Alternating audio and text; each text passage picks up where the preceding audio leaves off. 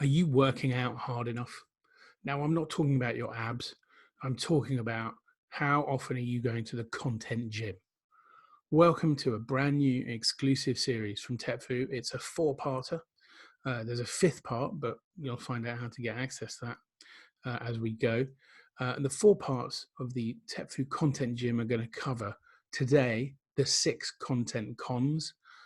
Next week, we're going to cover the 5 content amplifier strategies. The week after that, week 3, we're going to cover the 5 content muscles. And in week 4, we're going to cover the 6 content genres.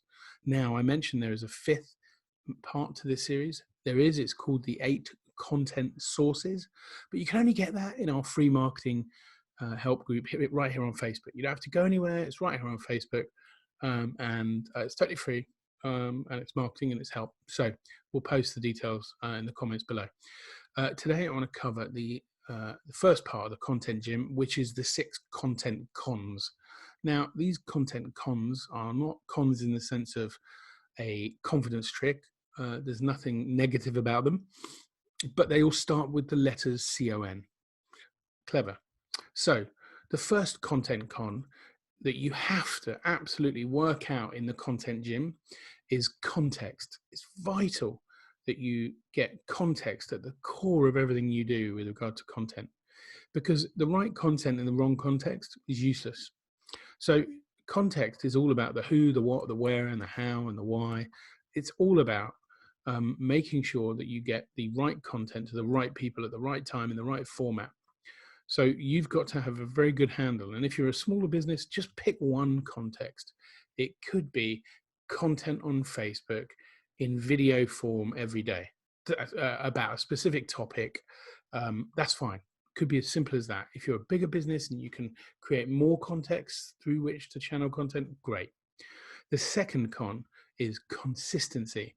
Once you know your context, you've got to do it regularly. You have to, because familiarity breeds the third content con, which is confidence. Because when people see you lots, when they see you all around the place, when they see your brand everywhere, when they get to know your brand, get to like your brand, and get to truly understand your brand, the next content con comes into play, and that is you create connections, both emotional connections for them, logical connections for them, but actual connections. They like your page, they like a bit of content, they post a comment, they send you a message. Connections start to happen. And that leads on to the next content con, which is conversations. Because once you've got the context right and you're consistent and they're confident in you and you're creating connections with your audience, what's going to happen next? A conversation in one form or another. It may be in the comments, it may be in a direct message, it could be they may call, they may send an email, whatever it is. That conversation is the first wonderful touch point in that relationship where there's back and forth, where all of the effort you've done has resulted in that initial conversation, which is so valuable, because even if they don't turn into a customer, you're deepening that relationship. They may know someone else who should be a customer. They start to become part of your fan base potentially. They may start to champion and share your content, even if they never become a customer.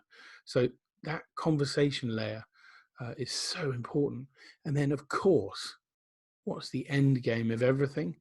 And what comes after conversations? What's the last of the 6 content cons? Well, after conversation, conversion. It's really simple, because you cannot have conversions without conversations. Even if you're an e-commerce retailer that never speaks to its customers, you're still having a conversation via your website, via your basket. And sometimes people leave those conversations, they walk away, and we call it basket drop off, but it's a conversation nonetheless. And it's a failed conversation. So let's just recap those. Number 1 is context. Number 2 is consistency. Number 3 is confidence. Number 4 is connections. Number 5 is conversations. And number 6 is conversions. You've got to nail that. And if you're very clever, you might have even realized that you can't move from conversation to conversion without the letters AT, which is a lovely little Easter egg, isn't it? Because my initials are AT. So I always say that I put the AT into conversions to create conversations in the first place. It's totally pointless, but Have a good day. Hope you're doing well. If you need free help, do get in touch. We've got free marketing help group. You can get access to the 8 content sources via that group. We'll post the link below and let us know your thoughts. Which of those 6 content cons are the most valuable to you?